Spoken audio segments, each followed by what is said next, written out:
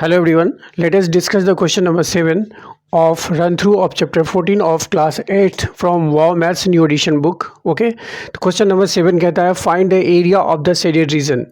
देखिए इसमें red marker से शेडेड रीजन मैंने दिखाया है, तो सिर्फ इसका एरिया निकालना है जो कि शेडेड है। ओके, तो कैसे सॉल्व करते हैं, चलिए इसका सॉल्यूशन देखते हैं।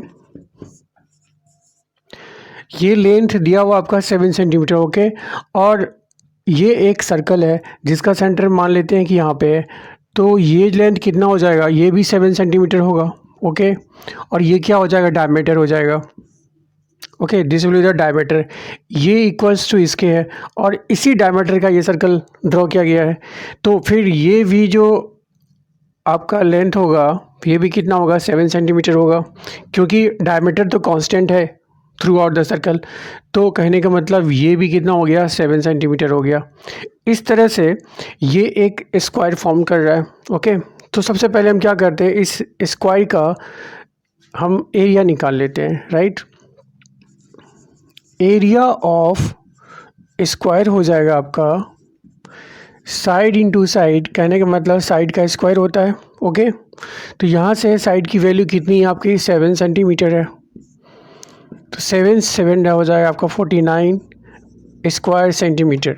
This one is the area. ये किसका एरिया हो गया, इस स्क्वायर का हो गया। ओके, अब इसमें से अगर हम इस सर्कल का एरिया निकाल के उसको सब्ट्रैक्ट कर दें तो ये एरिया निकल जाएगा, कहने का मतलब शेडेड पोर्शन का, शेडेड रीजन का एरिया निकल जाएगा। ओके, तो ऐसा ही करते हैं। अब हम इस सर्कल का एरिया निकालते हैं। Now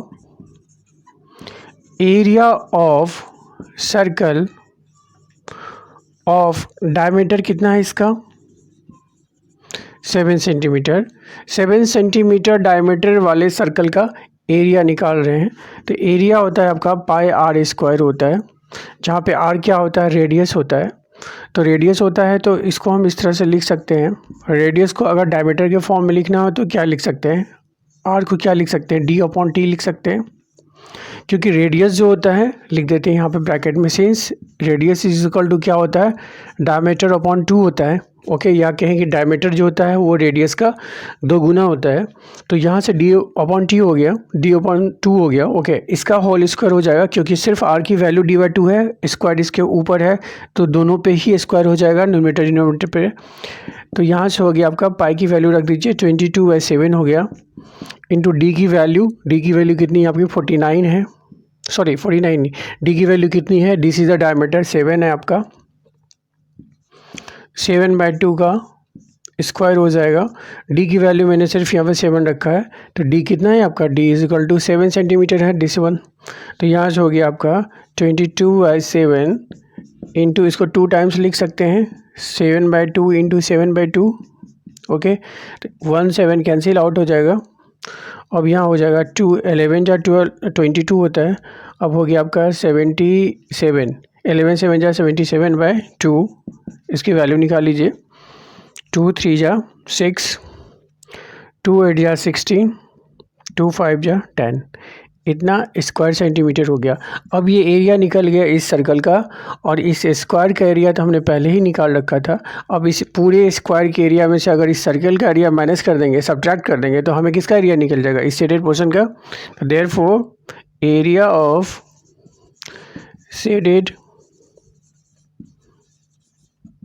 reason equal to 49 square centimetre minus 38.5 square centimetre. इसको सब्ट्रैक्ट कर देते हैं तो कितना हो जाएगा, 0.5 हो गया।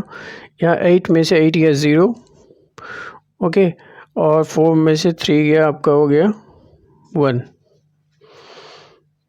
8 माइनस 8 0 एंड 4 is 1, दिस इतना square centimetre, this is the answer. Okay, section B देखते हैं।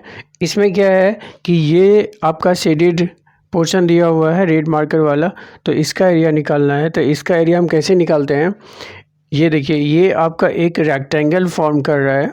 कैसे, ये डायमेंशन आपका 20 सेंटीमीटर है, और इस डायमेंशन की बात करें, ये यहाँ से यहाँ तक का जो लेंथ होगा वो होगा आपका 7 सेंटीमीटर प्लस 7 सेंटीमीटर, कहने का मतलब 14 सेंटीमीटर।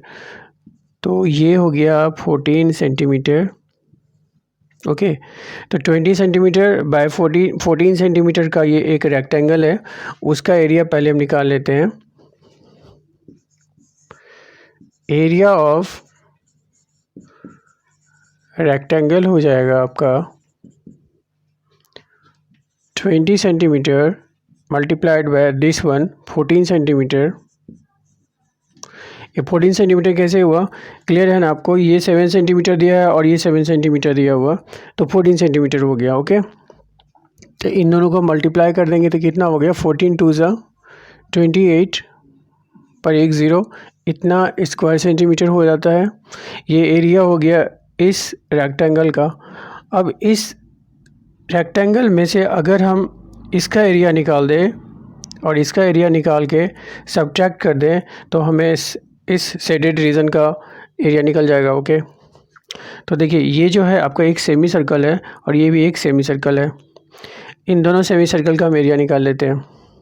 तो ये जो पॉइंट है ये आपका सेंटर है सेमी सर्कल का। सिमिलरली यहाँ भी सेंटर हो जाएगा और ये कितना हो जाएगा आपका 7 सेंटीमीटर, इधर भी 7 सेंटीमीटर। तो ये 7 सेंटीमीटर क्या हो गया, रेडियस हो गया आपका इस सेमी सर्कल का, और यहाँ भी सेमी सर्कल का रेडियस कितना हो गया 7 सेंटीमीटर, इक्वल है। ठीक है, दोनों ही इक्वल है। तो यहाँ से चलिए सबसे पहले हम निकालते हैं एरिया ऑफ सर्कल जो निकलेगा, इसकी बात करते हैं हम, तो हो जाएगा पाई आर स्क्वायर हो जाएगा। ओके, और एरिया ऑफ सेमी सर्कल जो होता है वो क्या होगा, पूरे सर्कल के एरिया का क्या हो जाएगा, हाफ हो जाएगा। ठीक है, वो आधा हो जाएगा। तो यहाँ से एक सेमी सर्कल का एरिया निकल गया आपका पाई आर स्क्वायर बाई 2। तो ये दोनों सेमी सर्कल का एरिया कितना हो जाएगा, इसको 2 से मल्टीप्लाइड कर देते हैं। ठीक है, therefore area of both the semi circles, okay, ये हो गया आपका, एक का एरिया इतना था पाई आर स्क्वायर बाई 2। अब अगर इसमें हम 2 से मल्टीप्लाई कर दें तो दोनों सेमी सर्कल का एरिया निकल जाएगा। ओके, 2 2 कैंसिल हो गया और ये हो गया आपका पाई आर स्क्वायर। अब यहाँ से देखिए पाई की वैल्यू रखिए 22/7 और आर की वैल्यू कितनी होगी, 7 सेंटीमीटर होगा, तो 7 का स्क्वायर हो जाएगा। तो यहाँ से सॉल्व करने पे हो जाएगा आपका 22/7 इंटू 7 का स्क्वायर है तो 7 × 7, ये 7 कैंसिल और यहाँ से हो गया आपका 7 2 × 14, 7 2 × 14 और 1 15, इतना स्क्वायर सेंटीमीटर हो गया आपका एरिया इन दोनों सेमी सर्कल का।